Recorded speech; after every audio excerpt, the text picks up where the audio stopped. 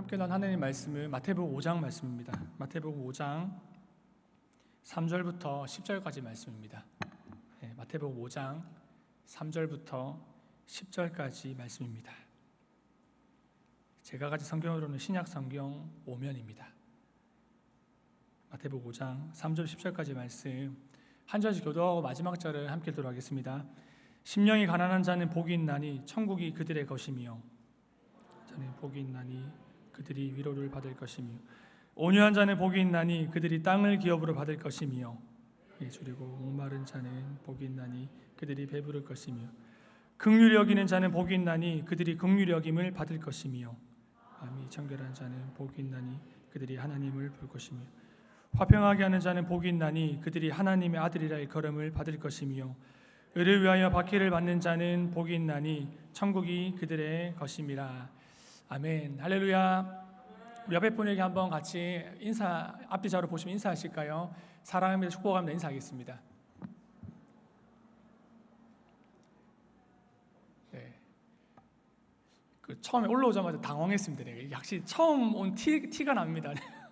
수요예배 하단에서 오늘 이제 처음 설교를 하게 되는데 새벽이랑 또 이게 분위기도 다르고 올라갔는데 뭔가 높은 거예요. 높아가지고 앞에 정자 목사님이 계속 이렇게 하시는데 뭐지 생각해 보니까 이거 올리라고. 네, 그래서 처음 온 티가 팍팍 납니다. 네, 오늘 복음은 여전히 기쁜 소식입니다라는 제목으로 같이 말씀 나누려고 하는데요. 먼저 저는 고등부를 섬기고 있는 정의도 목사라고 합니다. 오늘 설교 제목은 같은데요.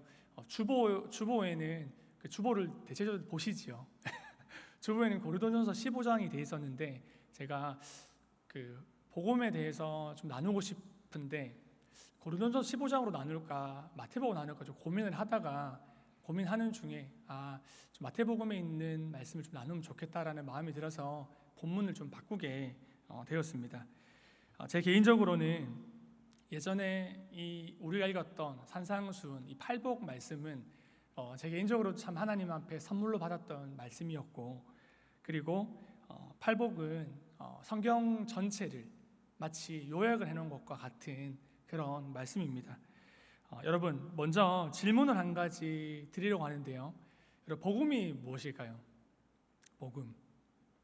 순대볶음 죄송합니다. 이런 거 안 하려고 했는데 여러 가지 볶음들이 있는데 여러분, 복음이 무엇일까요? 복음은 잘 아시는 것처럼 기쁜 소식입니다. 영어로 하면 굿뉴스이고요. 그리고 원어로는 복음은 유앙겔리온이라고 합니다. 이 단어에 배경이 있습니다. 이 단어의 배경이, 이 복음이라는 단어의 배경이 뭔가, 에스더서에 보면은 아하수에로라는 왕이 나옵니다. 잘 아시죠? 세계사에서는 이제 크세르크세스로 나오는데요. 이 사람이 인도로부터 이제 구스까지 127지방을 다스렸었습니다. 아주 어마어마한 크기입니다. 그리고 이 크세르크세스의 아버지가 다리오 1세라는 사람인데요. 이 사람이 유럽으로 진출하려고 했습니다. 유럽으로 진출하려고 하는 과정에서 그리스하고 전쟁이 일어납니다. 그러니까 페르시아가 육군이 25,000명, 수군이 4만 명, 그렇게 이끌고 이제 원정을 이제 나서는데 바닷길로 이동해서 근방의 마라톤 평원으로 이동해서 진을 치고 전쟁을 합니다. 그래서 아테네에서 이제 격전을 벌이고 있는 그때 그리스에 밀티아데스라는 장군이 1만 명의 병사를 이끌고 기습 공격을 합니다. 그래서 이 작전이 성공해서 이제 그리스는요, 이제 마라톤 평원에서 그 많은 페르시아 대군과 전쟁했는데 승리를 하게 됩니다. 이때 마라톤 이제 평원에서 아테네 승리의 소식을 전하려고 달려가서 소식을 막 병사가 전하는데 그렇게 전하고 죽었다고 합니다. 그게 몇 킬로일까요? 그게 얼마인가 하면 42km라고 해요. 이게 그래서 마라톤의 유래가 되었다고 하는데요. 병사가 마지막으로 죽으면서 했던 말이 뭐냐면은 유앙겔리온 하면서 죽었대요. 그래서 그리스어로 유는 기쁨이라는 뜻이고 겔리온은 천사라는 이 의미입니다. 이것이 복음의 단어의 출발입니다. 유앙겔리온, 기쁜 소식입니다. 그리고 예수님 시대에는요, 새로운 황제가 등극하거나 황제가 도시를 순례하면서 방문할 때 백성들이 이렇게 외쳤다고 합니다. 유앙겔리온 이렇게 외쳤다라고 해요. 복음이죠. 이렇게 외쳤는데 왜냐하면은 이제 황제를 통해서 백성들이 하사품을 받을 수 있기 때문입니다. 그러니까 백성들이 하사품 식량도 공급받고 황제로부터는 좋은 것들을 공급을 받습니다.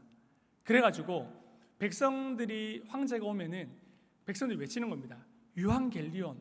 특별히 이럴 때 죄수가 사면되는 일도 이렇게 있었다라고 합니다. 오늘날로 치면은 파격적인 이벤트가 있었습니다. 그래서 백성들이 복음이다, 유앙겔리온 이렇게 외쳤던 겁니다. 그런데 여러분, 세상에서의 유앙겔리온은 세상에서의 외치는 이 복음은 한시적입니다. 잠깐입니다. 그런데 성경이 말씀하는 유앙겔리온은 은혜의 복음을 증거하는 단어입니다. 복음은 영원합니다. 아멘이십니까? 저는 가장 먼저 저에게 질문을 던져봤습니다. 오늘 제목이기도 한데요. 나에게는 복음이 여전히 기쁜 소식인가? 나에게 여전히 복음이 기쁜가라는 것입니다. 성도님들에게는 복음이 여전히 기쁜 소식입니까? 아멘이 안 나오시네요. 복음이 여전히 기쁜 소식이십니까? 아멘이시지요. 그리고 아멘 이렇게 하시지만 이런 분이 계실지 모르겠습니다. 체면 때문에 저한테 하는 얘기였습니다. 목사라서 복음이 늘 기쁜 소식입니다. 이렇게 말을 하고 싶은데 때로는 그렇지 못할 때가 있더라고요. 아니면은 오래 신앙생활을 했기 때문에 기쁜 소식이어야만 한다라는 의무감, 아니면 지금 내 상황이 이런데 뭐가 기쁜 소식이라고 하시는 겁니까? 지금 내가 힘들어 죽겠는데 이게 기쁜 소식, 복음이 기쁜 소식이라고요?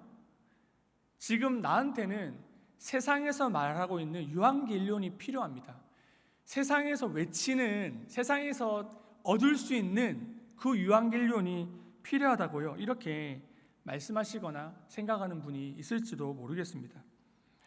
예전에 김용희 선교사님의 이제 말씀을 들은 적이 있습니다. 그 내용이 정확하게 기억은 안 나는데요. 대략 이런 내용이었습니다. 어떤 부부로부터 아들을 만나달라고 부탁을 이렇게 받으셨습니다. 그리고 그 가정이 방문해서 그 한 청년을 이제 만나는데요. 이 청년의 부모님이요, 명문대 출신의 굉장히 잘 나가는 직업을 가지고 있는 사람들이었습니다. 직업도 너무 좋고 집도 너무너무 부유한 집안입니다.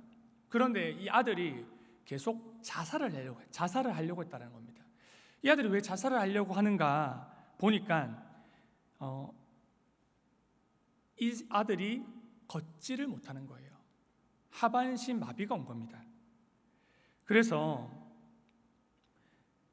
이 청년한테는 이제 모든 소망이 다 끊어져 있었어요. 그런 청년한테, 그런 자살을 시도한 청년을 선교사님 만납니다. 만나서 이야기를 해줘야 되는데 할 말이 없다는 거예요.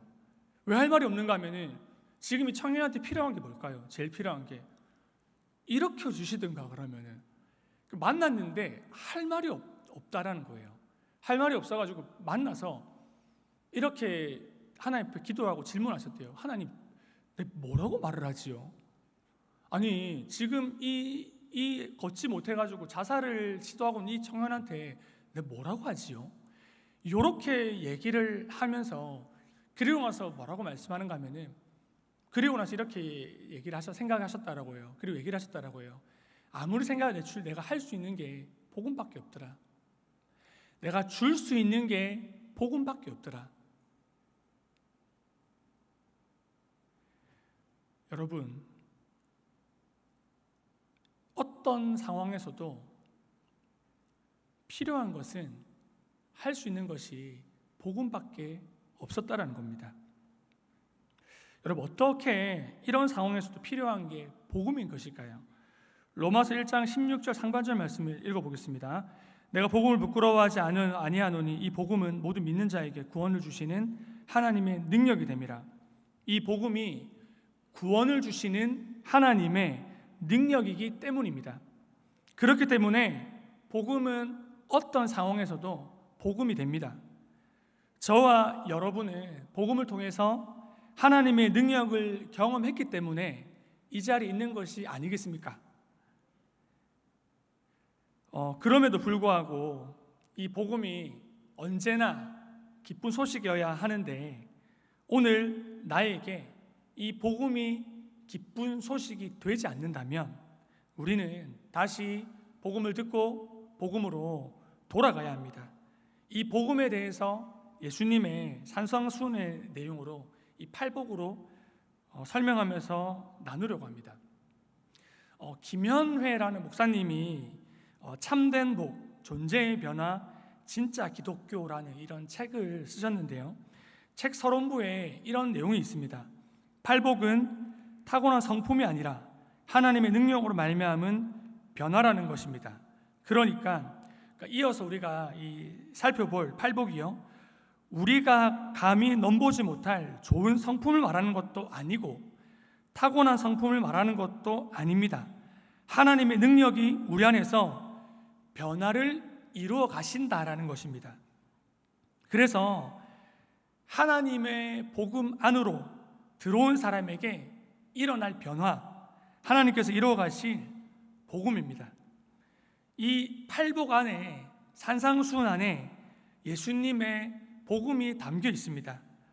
복음이 여전히 기쁨이 되는 이유가 담겨 있습니다.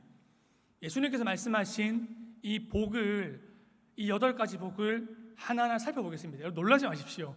8가지를 해가지고 8가지 아이고 큰일 났다, 이거 마치겠나 이렇게 생각하시면 있을지 모르겠는데, 8가지를 설명하지만 어떤 것은 길고 어떤 것을 짧게 설명을 하면서 넘어가려고 합니다. 여러분, 3절 말씀인데 3절 말씀 우리 함께 같이 한번 읽어볼까요? 함께 읽겠습니다. 시작.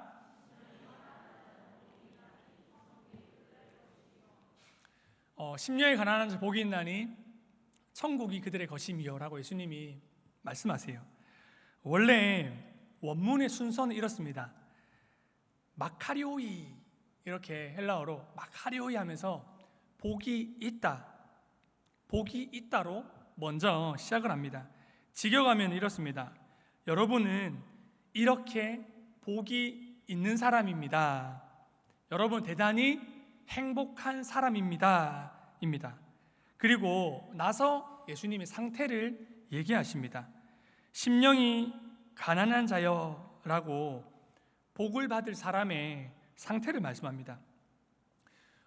여러분, 심령이 가난하다라고 말하는 것은요, 마음이 약해지거나 쓸쓸해지고 외로워지고 이런 게 아닙니다. 그러니까 원래의 의미는 하나님 앞에서 자기의 실상을 깨닫는 것입니다. 특히 여기서 이제 가난하다라는 이 말은요, 내놓을 것이 아무것도 없는 극빈자의 상태, 파산했다라는 이런 의미입니다. 이 상태를 잘 설명하는 게 누가복음 18장에 보면은 성전으로 올라가는 이제 바리새인과 세리가 나옵니다. 예수님이 말씀하시는데 그 내용을 보면은 그 두 사람 다 성전에 기도하러 올라갑니다. 그리고 나서 바리새인은 이렇게 기도를 합니다. 어떻게 기도를 하는가? 제가 읽어보겠습니다. 바리새인은 서서 따로 기도하여 이르되, 하나님이여, 나는 다른 사람들 곧 토색, 불의, 간음을 하는 자들과 같지 아니하고 이 세리와도 같지 아니함을 감사하나이다. 나는 일에 2번씩 금식하고 또 소득의 11조를 드리나이다. 나는 저런 세리와는 다릅니다. 나는 저런 사람하고는 다른 사람입니다. 내가 이런 사람인 하나님 앞에 감사합니다 라고 이 바리새인들이 기도합니다. 반면에 세리는요, 18장 누가복음 18장 13절에 어떻게 기도하는가 하면은 멀리 서가지고요, 감히 서서 눈을 들어 하늘을 쳐다보지도 못하고 다만 가슴을 치면서요, 하나님 나를 불쌍히 여기십시오. 나는 죄인입니다. 이렇게 세리는 하나님 앞에 고백을 합니다. 여러분, 예수님께서는 이런 세리를 의롭다라고 말씀하십니다. 가난한 심령의 특징이 있습니다. 눈물을 흘리는 동시에 기뻐합니다. 여러분, 우리도 이런 경험을 하지 않았습니까? 내가 진짜 죄인이네. 예수님의 십자가를 깨닫고 어떻게 이런 나 같은 사람을 예수님 받아주실 수 있으십니까? 내가 나를 보니까 하나님 정말, 이런 표현 써서 죄송합니다, 역겹기를 그지없네요. 내가 나를 보면은 역겹기를 그지없는 내가 이런 죄인인데 이런 나를 하나님 사랑하십니까? 어떻게 이런 나를 받아주시지? 도저히 이해할 수가 없습니다.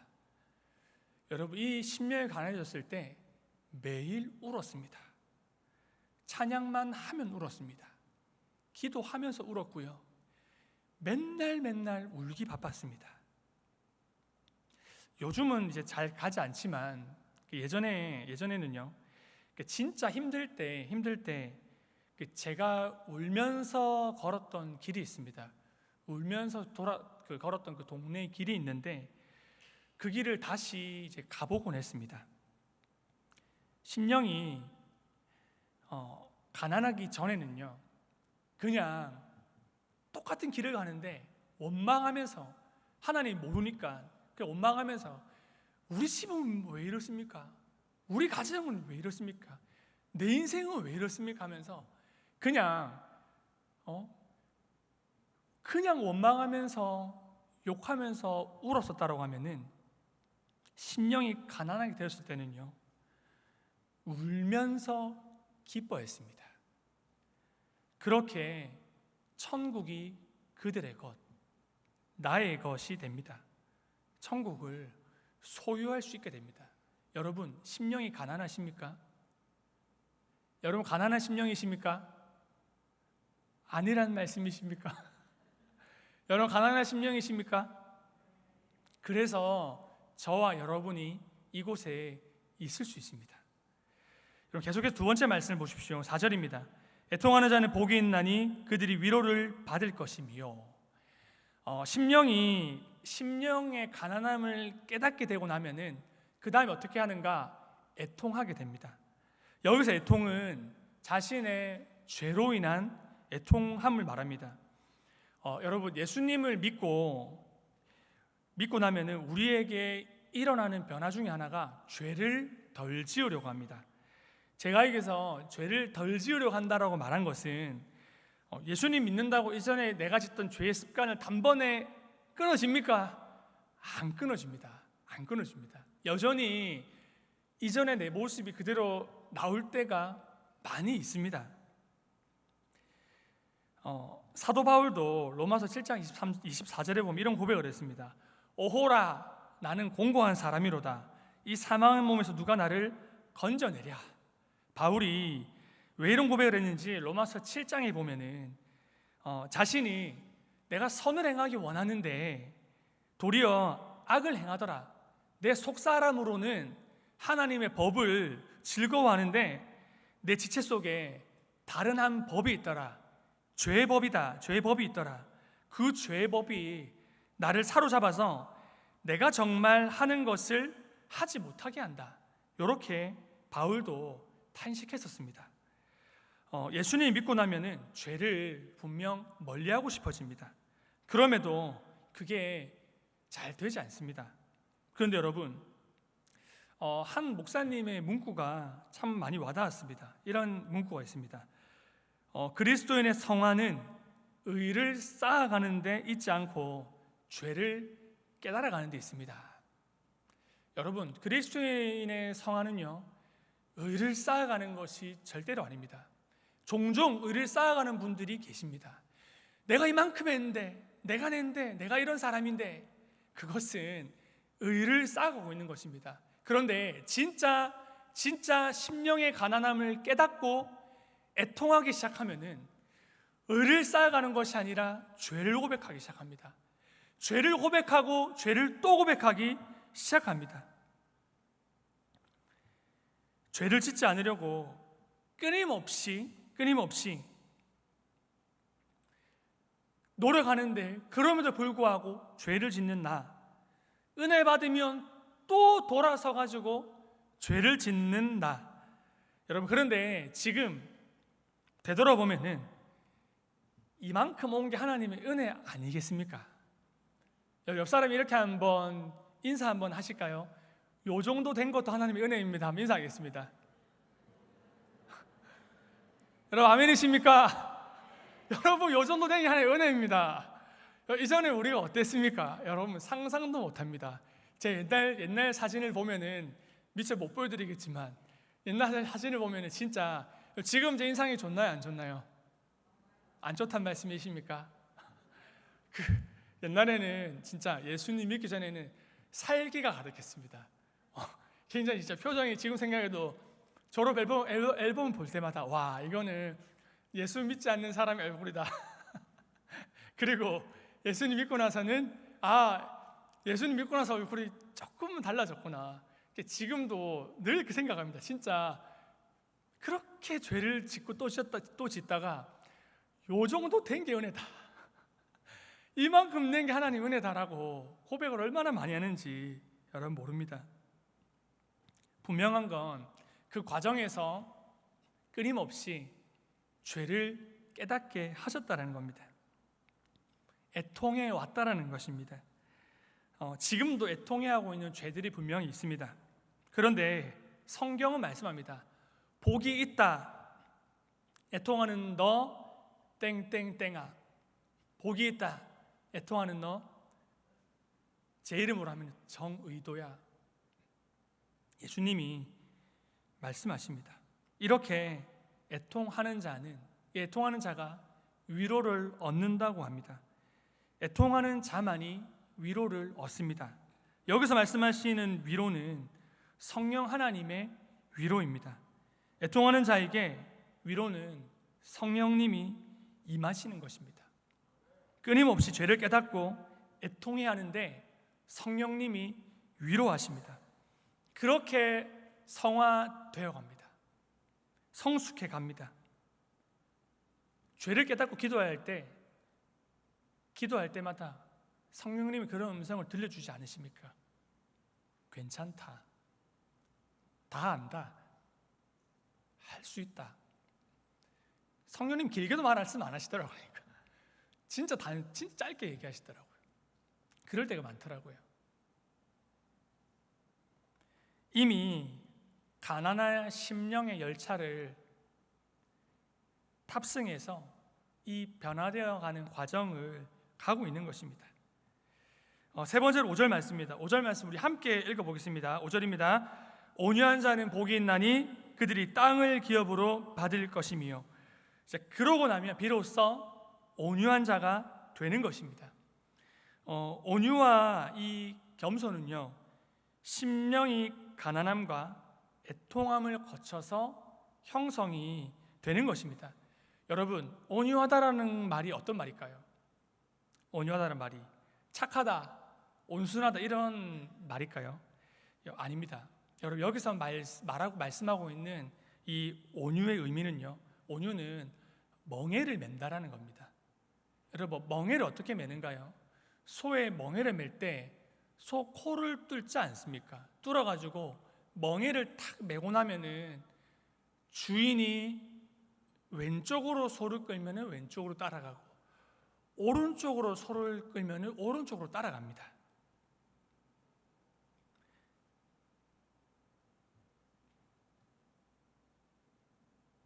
파산하고 애통해하는 이 과정을 통해서 내 자아가 깨뜨려져 가며 하나님께 끌려갈 수 있게 된 것입니다. 여러분, 모세를 한번 생각해 보십시오. 모세가 왕자로 있던 그때는 자아가 펄펄 살아 있었습니다.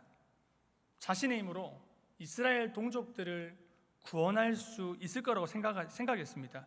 그런데 하나님은 모세의 자아가 깨뜨려진 그때, 내 힘으로 아무것도 할 수 없는 그때 모세에게 멍에를 매시는 겁니다. 하나님께 끌려가도록 하십니다. 온유한 자로 만들어 가셨습니다. 제 개인적으로는 제 자아가, 계속해서 제 이야기해서 죄송하지만 제 개인적으로는 제 자아가 펄펄 살아있을 때는 이제 하나님의 부르심을 받아가지고 신학교를 가면서도 어떤 힘든 일이 있잖아요. 분명히 하나님의 부르심 받아서 갔습니다.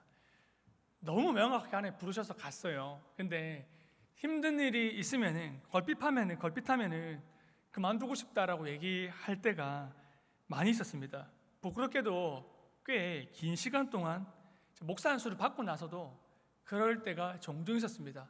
한 번은 제 집에서 이것이 목사님들이 농담으로 하는 얘기들이 좀 있는데 실제로 근데 겪더라고요. 그러니까 집에서 한 번은 진짜 너무 교육하기 싫은 거예요. 그러니까 너무 힘들어가지고 진짜 교육하기 싫은데 아내가 여보 목사다 이게 안 갈 수가 없는 그럴 때도 있더라고요. 그래서 그렇게 제 자아가 펄펄 살아있을 때는 걸핏하면 그렇게 참 그만두고 싶다라는 그런 말도 많이 뱉을 때가 많았는데 여러 사건과 환경을 거치면서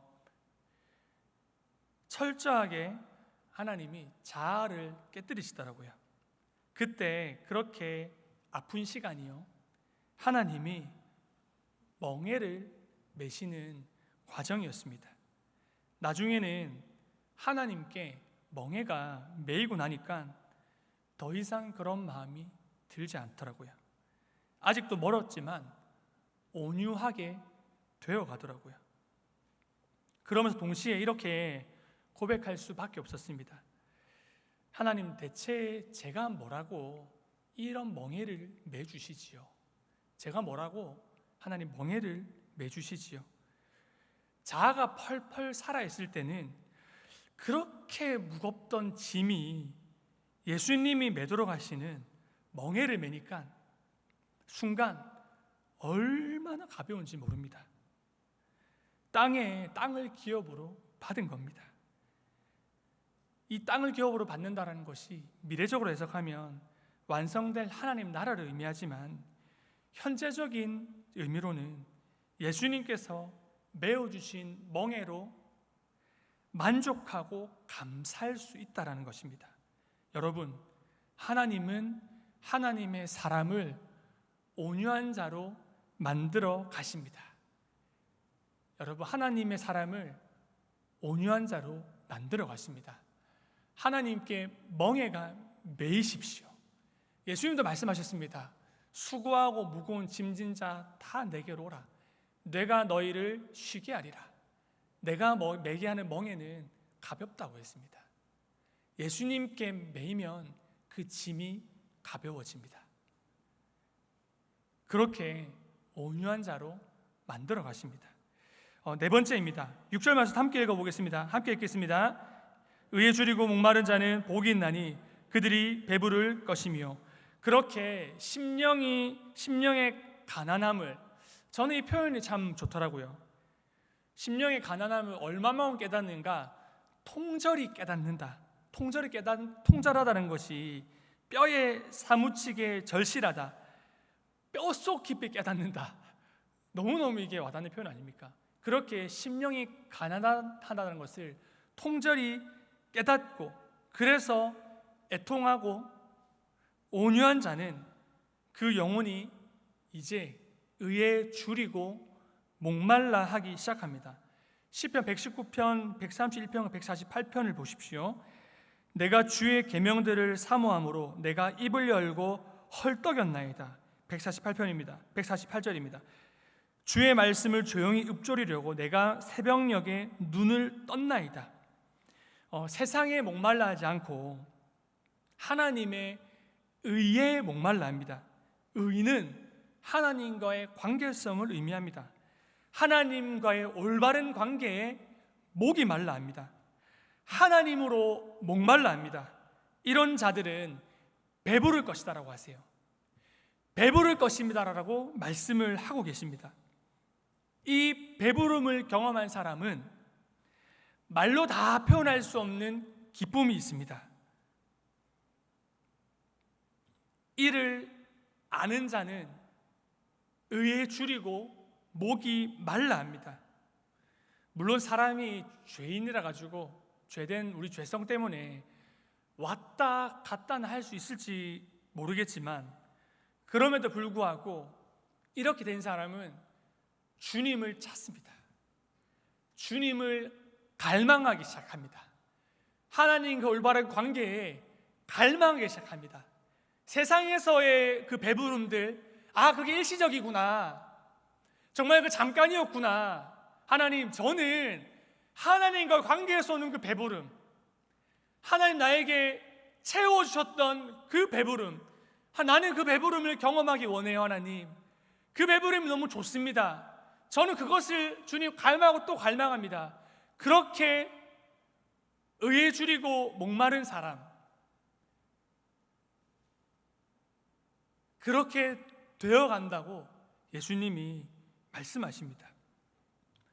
그러고 나면 그 다음에 다른 사람을 긍휼히 여기게 됩니다. 7절 말씀입니다. 긍휼히 여기는 자는 복이 있나니 그들이 긍휼히 여김을 받을 것이며. 여러분, 긍휼이 무엇일까요? 은혜는 자격 없는 사람에게 거저 베푸시는 하나님의 사랑입니다. 긍휼은요, 비슷한 의미지만 공경에 처해서 스스로 벗어날 수 없는 불쌍한 자에게 베푸시는 하나님의 사랑을 의미합니다. 원래 저와 여러분의 상태는 에베소서 2장에 보면 허물과 죄로 죽었다, 허물과 죄로 죽었다라고 말씀합니다. 그런데 하나님께서 예수 그리스도를 십자가에 내어주심으로 살리셨습니다. 우리가 앞서 이 은혜가 얼마나 큰지 나눴습니다. 그렇기 때문에 이 사람은 앞서 하나님의 은혜를 받은 자, 하나님의 긍휼함을 입었기 때문에 다른 사람들을 긍휼히 여기게 됩니다. 긍휼에 대해서 생각하면 가장 먼저 생각나는 집사님이 한 분 계십니다. 제가 참 존경하는 집사님인데요, 이분이 교회 최전방에서 살림을 사셨던 분입니다. 한마디로 교회에 죽도록 충성하셨던 분입니다. 그런데 이분이 그냥 정말 그냥 남들 앞에 드러나려고 충성하고 그렇게 했다라고 하면은 존경하지 않았을 겁니다. 그런데 그분이 살아가는 세월을 한 해, 두 해가 아니라 10년을 봐왔습니다. 그러니까 얼마나 그렇게 말씀대로 살려고 발버둥 치신 분인 거 아시겠죠? 그렇게 살아가던 분이었는데, 그렇다 보니까 청년들이 참 많이 따랐습니다. 청년들이 참 많이 좋아했습니다. 그러니까 청년들이 고민이 있거나 이렇게 하면은 그 집사님을 찾아가가지고 그 고민을 상담하고 묻고 그렇게 했었습니다. 그러니까 이분이 너무 어느 자리에 있어도 리더의 자리에 있고 그렇게 사람들이 그분이 원해서 그런 건 아니지만 사람들 앞에 계속 인정을 받다 보니까 그 시기하던 무리들이 있었어요. 시기하던 이 무리들이 그 없는 말들을 만들어 가지고 여론을 이렇게 만들었습니다. 제가 적절한 단어가 생각이 안 나가지고, 그런데 한마디로 그래서 이 집사님이 교회에서 팽을 당하셨습니다. 적절한 말이 팽이란 말을 들으시죠? 그러니까 나가리.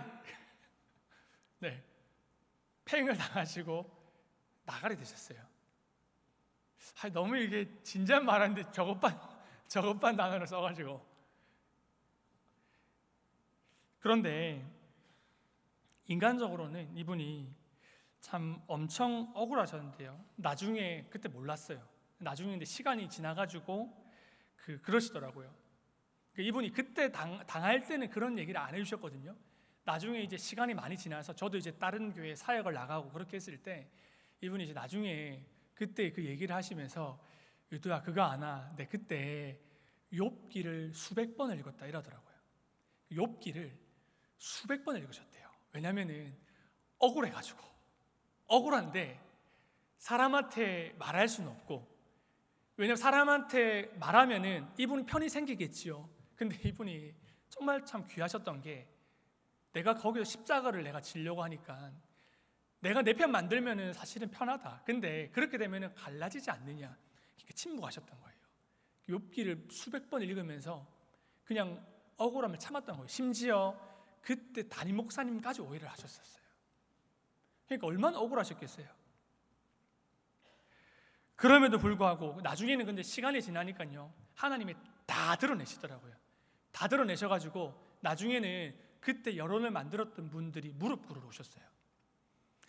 그러고 나서 그러면 근데 이 집사님이요, 그렇게 모함을 당했는데 어떻게 하시는가 하면은 한 번도 그분들을 제가 본 앞에서 정죄하거나 그런 적이 없었습니다. 그 예수 그리스도의 십자가 사랑이 너무 커서 하나님의 사랑을 드러내시더라고요. 오히려 그분들을 품어주시더라고요. 말씀을 준비하면서 다시 그 생각이 들었습니다. 나는 진짜 아직 멀었구나. 정말 멀었구나. 여러분들은 어떠하십니까? 다른 사람을 긍휼히 여길 줄 아는 사람은 그 사람에게는 향기가 납니다. 그리스도의 향기가 납니다. 이제 8가지 복음 중에 몇 개 남지 않았습니다. 8절 말씀입니다. 8절 말씀입니다. 마음이 청결한 자는 복이 있나니 그들이 하나님을 볼 것이며. 마음이 청결하다는 것은 두 마음을 품지 않는 것을 말합니다. 성경에서 두 마음을 품지 않는 사람, 마음이 청결한 자가 누구일까를 생각했을 때 저는 가장 먼저 다윗이 떠오릅니다. 제 개인적으로 성경 인물 중에서 다윗을 제일 좋아하기도 하고 가장 부러운 인물이 다윗이기도 합니다. 다윗의 고백을 한번 보십시오. 시편 27편 4절 말씀입니다. 내가 여호와께 바라는 한 가지 일, 그것을 구하리니 곧 내가 내 평생에 여호와의 집에 살면서 여호와의 아름다움을 바라보며 그의 성전에서 사모하는 그것이라. 여기서 다윗은 자기 평생에 하나님, 제가 딱 한 가지만 구할 수 있는 것이 있다면 하나님 바라보며 사는 것입니다. 물론 사람의 마음을 들여다보면은 온갖 마음들이 다 뒤섞여 있습니다. 마음 한켠에는 우리 자아가 살아 있습니다. 그런데 끊임없이 자아를 죽이고 하나님이 아닌 그 다른 것들, 그 불순물들을 잘라내는 겁니다. 하나님은 그런 방향성, 그런 다윗을 기뻐하셨습니다. 그렇게 다윗은 인생에서 실수가 있었지만 끊임없이 두 마음을 품지 않으려고 했고 하나님만 바라보며 살았습니다. 하나님만 드러내며 살았습니다. 그렇게 자연스레 이제 다음 복으로 넘어가는 겁니다. 9절 말씀입니다. 화평하게 하는 자는 복이 있나니 그들이 하나님의 아들이라 일컬음을 받을 것이며. 화평하게 하는 자, 피스메이커가 됩니다. 이것은 어느 곳에 가든지 MBTI라면 E, 분위기 메이커가 되라, 그런 게 아닙니다. 분위기를 밝게 하고 다른 사람들과의 사이를 잘 조정해주라, 그런 의미가 아닙니다. 화평케 하는 이 피스메이커는 한마디로 하나님의 통치를 선포하는 것입니다. 하나님의 통치 안으로 사람들을 초대하는 겁니다. 다윗이 통치할 때는 백성들이 하나님을 알았습니다. 그와 같은 방향으로 향했습니다. 신약에서는 사도 바울 선생님이요, 자신을 가리켜서 나는 그리스도와 여러분들 연결시켜주는 중매쟁이입니다. 바울은 자신을 가리켜서 나는 중매쟁이입니다 라고 그렇게 고백했습니다. 그리고 마지막 8번째 복으로 이어집니다. 마지막 8번째 복음입니다. 10절 말씀 우리 함께 읽어보겠습니다. 의를 위하여 박해를 받는 자는 복이 있나니 천국이 그들의 것임이라. 여러분, 우리는 의를 위하여 박해를 받는 자리까지 가야 합니다. 우리가 여기까지 가야 한다고 예수님이 말씀하십니다. 의를 위해서 박해를 받았던 모델이 있다면 스데반이 생각이 납니다. 여러분, 스데반은 예수님을 닮아 있습니다. 복음을 외쳤을 때 종교 지도자들이요, 이를 바득바득 갈면서 돌로 쳐 죽였습니다. 그런데 하나님이 우편에 앉아 계셨던 예수님이 스데반이 순교할 때 일어나셨습니다. 그리고 스데반은 자신을 돌로 치던 그 무리들을 조금도 원망하지 않았습니다. 스데반을 보면 그의 삶에 예수님의 말씀하신 팔복이 이루어진 것을 볼 수 있습니다. 스데반도 그러했고 성경은 스데반을 이렇게 복이 있는 사람입니다, 대단히 행복한 사람입니다 라고 그렇게 평가하고 있습니다. 여기까지가 팔복의 과정입니다. 성경이 말씀하고 있는 복이요, 복음입니다. 말씀을 마무리하려고 하는데요, 여러분, 지금까지 말씀드린 이 팔복, 이 8가지, 이 복음이 여러분 부담스러우신가요? 솔직하게 고백을 하면은 저는 못할 것 같습니다. 저는 정말 못할 것 같습니다. 그런데요, 서두에 말씀드린 것처럼 이 말씀을 누가 시작하셨습니까? 예수님이 시작하셨습니다.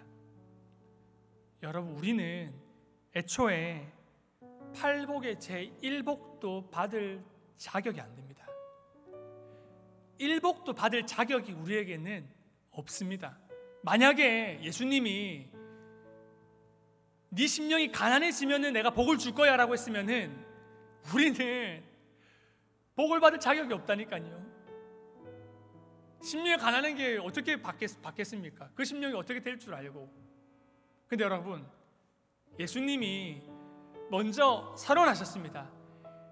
복이 있는 자여, 대단히 행복한 사람이여, 당신은 대단히 행복한 사람입니다. 복이 있는 사람입니다. 왜? 심령이 가난하기 때문에. 너의 심령이 가난하기 때문에, 내가 너에게 일복을 먼저 줬기 때문에 너가 복이 있는 사람이야. 예수님이 여러분 시작하셨습니다. 그리고 의를 위하여 박해를 받는 자리까지 예수님이 인도해 가신다고 합니다. 여러분, 복음이 왜 여전히 기쁜 소식인가? 예수님이 시작하셨고 예수님이 마칠 것이기 때문입니다. 이 팔복 안에는 우리의 모든 신앙의 여정이 다 들어가 있습니다. 말씀을 준비하기 전에는 서두에 질문드린 것처럼 하나님께 계속 제가 질문했어요. 하나님, 왜 이렇게 복음이 기쁘지 않죠? 하나님, 누워서도 질문했습니다. 잠이 안 오더라고요. 하나님, 왜 복음이 기쁘지 않을까요?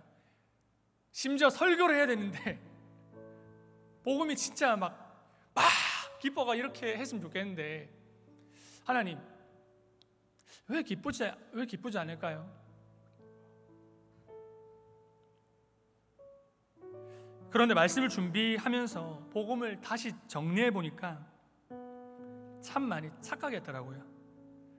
복음이라는 기쁜 소식은 여전한데 내 감정 때문에, 내 상황 때문에 기쁜 소식이 되었다가 안 되었다가 했더라고요. 여러분, 복음은 내 감정에 따라, 내 상황에 따라 변하는 것이 아닙니다. 여러분, 복음은 진리입니다. 복음은 그 자체로 기쁜 소식입니다. 왜 그렇습니까? 예수님께서 이 복을 하나하나, 예수님이 복을 하나하나 주시면서 우리의 인생을 만들어 가실 것이기 때문입니다. 그리고 완성하실 것이기 때문입니다. 여러 가지 어려움들, 아픔 가운데 계신 분들이 있으십니까? 여러분, 복음이 있습니다. 예수님, 나는 지금 죽을 것 같이 힘든데요. 나는 내 문제가 이거 해결이 안 됐다고요. 나에게 기쁜 소식이 안 된다고요, 주님. 여러분, 그런데 예수님이 말씀하십니다. 행복한 자여, 대단히 행복한 사람이여, 이제 이 복을 받을 수 있겠구나. 이제 이 복을 받겠구나. 여러분, 복음이면 됩니다. 예수님께로 나아가십시오. 복음을 붙잡으십시오. 예수님이 복음을 시작하셨습니다. 가난한 심령, 그 열차에 탄 사람은, 예수님이 일복을 준 그 사람은 예수님이 8번째 복음까지, 그 복음까지 예수님이 인도해 가신다고 말씀하십니다. 여러분, 아플 때, 힘들 때, 어려울 때, 이해되지 않는 상황을 만날 때마다 여러분, 이 팔복, 이 복음을 생각하십시오. 예수님이 어떻게, 내가 팔복을 보니까 나는 이해가 안 되는데 내가 행복한 자구나. 예수님 분명히 말씀하실 겁니다. 여러분, 복음으로 돌아가십시오. 복음은 그렇기 때문에 여전히 기쁜 소식입니다. 이 기쁜 소식을 날마다 받아서 누리시는, 날마다 이 복음을 확인하고 이 복음으로 돌아가시는 저와 여러분 되시기를 예수님으로 기도하고 축복합니다. 우리 함께 이 시간 하나님의 부르심, 함께 오신 이 시간 찬양하겠습니다.